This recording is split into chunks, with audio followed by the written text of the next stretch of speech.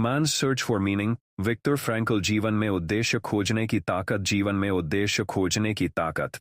Victor Frankel की कहानी। जीवन में ऐसे क्षण आते हैं जब हम खुद से पूछते हैं, हम जी क्यों रहे हैं, हमारा उद्देश्य क्या है, और अगर कोई उद्देश्य नहीं मिला तो क्या हमारी जिंदगी का कोई मतलब है।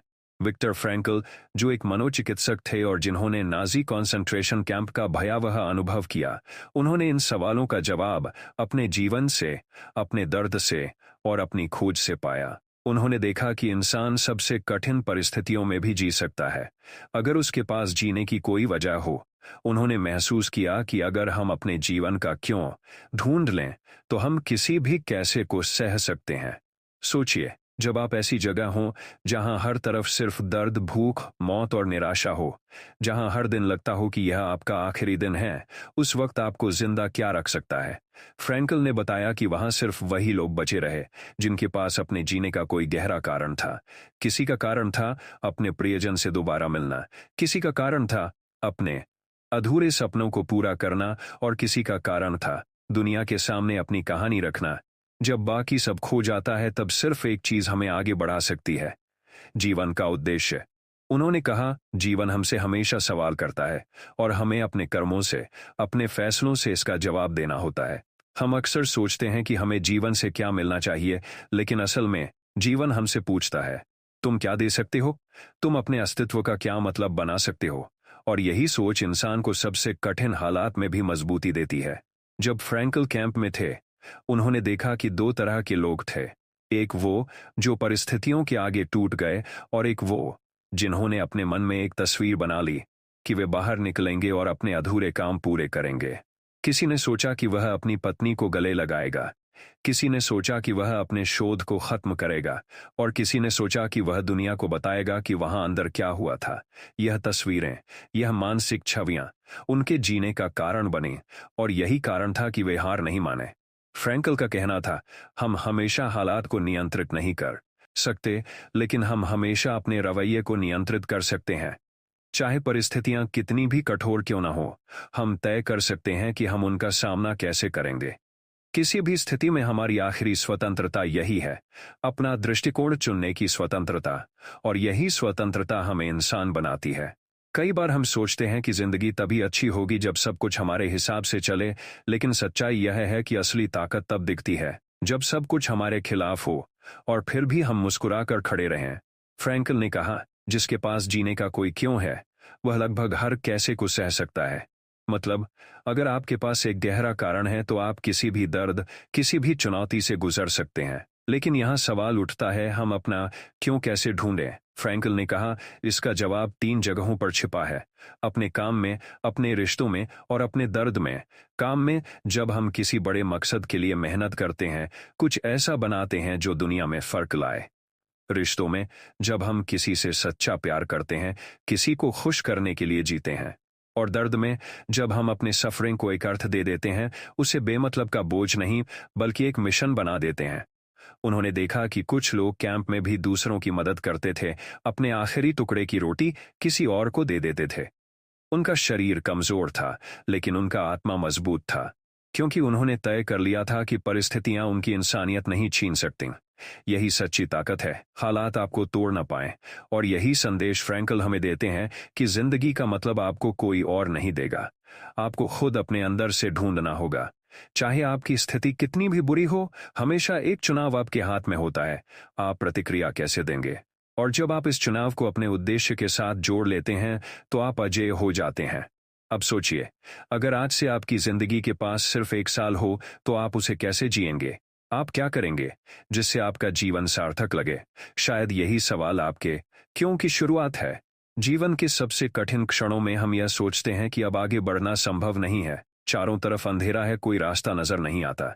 लेकिन विक्टर फ्रैंकल हमें याद दिलाते हैं कि अंधेरे में भी रोशनी होती है, बस उसे देखने के लिए हमें अपनी दृष्टि बदलनी पड़ती है। यह दृष्टि हमारे जीने का कारण, हमारा उद्देश्य, हमारा क्यों, हमारे जीवन की सबसे बड़ी ताकत है। फ्रैंकल का जीवन इस बात का प्रमाण है कि इंसान सिर्फ परिस्थितियों का शिकार नहीं है। हाँ, कभी कभी हम बाहरी हालात बदल नहीं सकते, बीमारी, नुकसान, युद्ध, अन्याय, लेकिन हम हमेशा यह तय कर सकते हैं कि हम इन हालात को अपने ऊपर हावी होने देंगे या नहीं। यही इंसानी आज़ादी की सबसे ऊंची परिभाषा है, अपना रवैया चुनने की आज़ादी। कॉन्सेंट्रेशन कैंप में फ्रैंकल ने रोज मौत को सामने से देखा। भूख, ठंड, मारपीट और अपमान, ये सब सामान्य हो चुका था, लेकिन उन्होंने महसूस किया कि एक बात उन्हें टूटने से बचा रही थी, अपने भीतर जीने का कारण ढूंढना।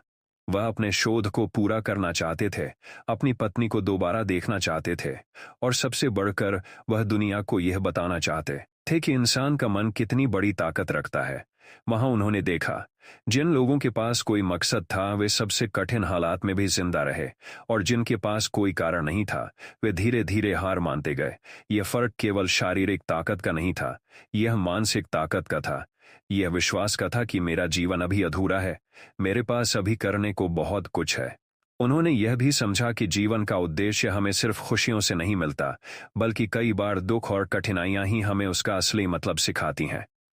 अगर हम अपने दर्द को बेमतलब का बोझ मान लें तो वह हमें तोड़ देता है, लेकिन अगर हम उस दर्द को एक मिशन बना दें, अगर हम कहें कि मैं इस कठिनाई से कुछ सीखूंगा और इसे किसी बड़े भले के लिए इस्तेमाल करूंगा, तो वही दर्द हमें मजबूत बना देता है। उन्होंने एक उदाहरण दिया, अगर कोई व्यक्ति किसी बीमारी से पीड़ित है तो वह दो तरह से जी सकता है, या तो वह हर दिन अपनी हालत पर रो सकता है, या वह अपनी कहानी से दूसरों को प्रेरित कर सकता है। दोनों में से चुनाव उसके हाथ में है। यही चुनाव उसकी जिंदगी का अर्थ तय करता है। फ्रैंकल का एक और बड़ा संदेश है, हमारा उद्देश्य अक्सर हमारे बाहर नहीं बल्कि हमारे भीतर छिपा होता है। लोग सोचते हैं कि उद्देश्य कोई बहुत बड़ा ऐतिहासिक काम होना चाहिए, जैसे दुनिया बदल देना, लेकिन फ्रैंकल कहते हैं कभी कभी उद्देश्य बस इतना होता है कि आप किसी एक व्यक्ति के जीवन में फर्क ला दें, किसी को आशा दे दें, किसी का दर्द कम कर दें। उन्होंने अपने अनुभव से 3 रास्ते बताए जिनसे कोई भी अपना क्यों खोज सकता है। पहला, अपने काम और योगदान से। जब हम ऐसा कुछ करते हैं जो हमें लगता है कि यह हमारे समय और ऊर्जा के लायक है, तो हम अपने भीतर गर्व और संतोष महसूस करते हैं। दूसरा, प्यार और रिश्तों से। जब हम किसी को सच में प्यार करते हैं तो उसके लिए जीना, उसके लिए मेहनत करना हमारे जीवन को अर्थ देता है। तीसरा, कठिनाइयों में अर्थ खोजकर। जब हम किसी दर्दनाक अनुभव को सिर्फ तकलीफ के रूप में नहीं बल्कि एक शिक्षक के रूप में देखते हैं, तो वह हमें बदल देता है और हमारी सोच को गहरा करता है।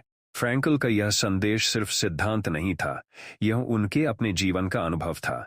उन्होंने वह सब सहा जो हम सोच भी नहीं सकते, लेकिन वह बाहर आए और न सिर्फ जिंदा रहे बल्कि उन्होंने अपने दर्द को दुनिया के लिए एक सबक बना दिया। उन्होंने यह दिखाया कि इंसान का मन और आत्मा परिस्थितियों से कहीं अधिक शक्तिशाली हैं।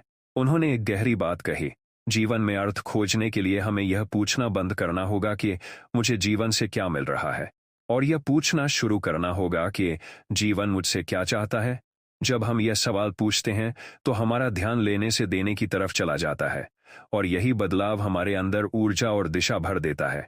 इस सोच के साथ अब अगर आप अपनी जिंदगी देखें तो क्या आपको लगता है कि आप सिर्फ हालात के शिकार हैं, या आपके पास अपनी प्रतिक्रिया चुनने की ताकत है? याद रखिए, किसी भी स्थिति में आपसे यह ताकत कोई नहीं छीन सकता कि आप कैसा महसूस करेंगे, कैसे सोचेंगे और कैसे आगे बढ़ेंगे। कल्पना कीजिए, आप एक ऐसी स्थिति में हैं जहां सब कुछ खत्म हो चुका है और सिर्फ एक चीज बाकी है, आपका चुनाव। क्या आप हार मान लेंगे, या आप यह कहेंगे कि मैं इस पल को भी एक अर्थ दूंगा? यही फर्क तय करता है कि आप टूटेंगे या खिलेंगे। फ्रैंकल हमें यह भी बताते हैं कि उद्देश्य कोई एक बार मिलने वाली चीज नहीं है, यह समय के साथ बदल सकता है। जीवन के अलग अलग चरणों में हमारा क्यों बदलता रहता है, और यह ठीक है। जरूरी यह है कि हर पल में हम यह जानते रहें कि हम क्यों जी रहे हैं। आज के दौर में जहां हर कोई जल्दी में है, तुलना में है, और हर समय असंतोष में जी रहा है, फ्रैंकल की सीख हमें धीमा होने, रुक कर सोचने और अपने अंदर झांकने की याद दिलाती है। अगर हम अपने उद्देश्य से जुड़ जाते हैं तो हम बाहरी शोर से कम प्रभावित होते हैं। तब हमारी खुशी और मजबूती अंदर से आती है, बाहर से नहीं। तो अगली बार जब आप खुद को खोया हुआ महसूस करें तो खुद से यह सवाल पूछें, अगर मेरी जिंदगी का सिर्फ 1 साल बचा है तो मैं उसे किस काम में लगाऊंगा? इस सवाल का जवाब ही आपके क्यों की दिशा दिखाएगा।